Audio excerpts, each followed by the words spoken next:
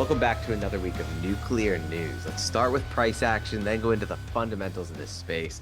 First, we have the Sprott Uranium Miners ETF up 5.15%. Those are the bigger cap uranium miners. Then we have the small cap uranium miners, the juniors year to date up 10.41%, massively outperforming the big caps, but also the broader stock market itself, only up 5.73% on the SPY.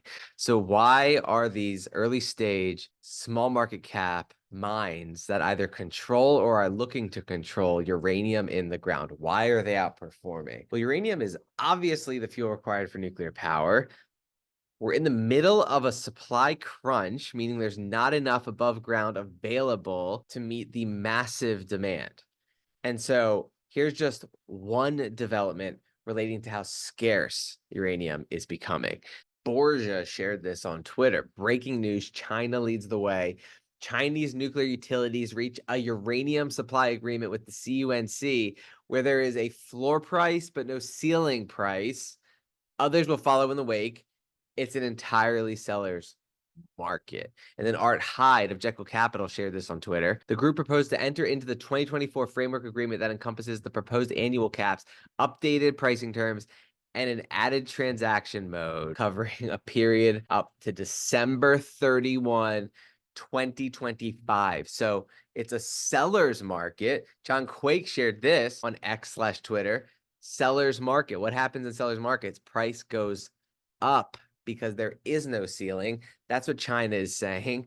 There's so much demand for uranium that there's no ceiling to the price. Look at how much energy is produced by China compared to the rest of the world, a massive amount. They're paying anything they have to get access to uranium. So they're a huge chunk of global energy production.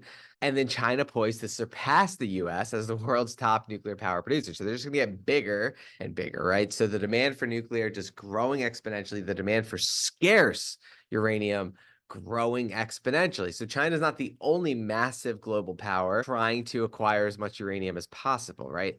The other big player on the global stage, the US, is doing this. For crucial steps the Biden-Harris administration is taking to secure a nuclear fuel supply chain. They're awarding contracts in 2024 to purchase enrichment and deconversion services to establish a high-assay, low-enriched uranium supply chain in support of advanced reactors. So they're pumping money into the supply chain, similar to China. Demonstrate the American Centrifuge Project, which has enriched more than 100 kilograms of high-assay low-enriched uranium in Ohio, with future plans to expand to 900 kilograms. Again, pumping money into the supply chain. Mobilize more than $4 billion in pledged funding to expand enrichment and conversion services through the Sapporo 5 partnership between the US, Canada, France, Japan, and the UK. Appropriated more than $3.4 billion through the Inflation Reduction Act to support domestic uranium enrichment capabilities. Essentially, they're just pumping billions of dollars into acquiring uranium and supporting the supply chain, right? So they're subsidizing the space at any cost, it seems, just like China. This is what President Biden says. John Quake shared this on X. Take nuclear power, the biggest source of clean energy. It employs over 60,000 workers. The key to meeting the goal of 100% clean power grid by 2035 depends a lot on it. That's why we're keeping existing plants open, restarting shuttered plants, and building America's first new nuclear plants in decades. We're also investing to make sure America leads the way on new technologies like advanced small modular reactors of the future. That also means manufacturing the fuel that's needed to run these reactors. My administration is working to change all that. We're investing $3.4 billion in producing advanced nuclear fuel right here in America, right? So just massive exponential demand for nuclear power, still in the early stages, acquiring as much scarce above ground fuel as possible required for this expansion. And here's another example, putting even more money to work in this space, which is just going to accelerate the demand, obviously, for the fuel. U.S. Department of Energy surpasses $1 billion in support to U.S. colleges and universities to advance nuclear science and technology, right? All this just leading to the atomic age, right? Where nuclear power is poised to be a major source of energy in the future. not just in the US and China, but also in Canada. Canadian budget aims to streamline nuclear licensing process. Canadian government has announced measures in its latest budget to help get nuclear projects built in a timely, predictable, and responsible fashion, essentially as fast as possible.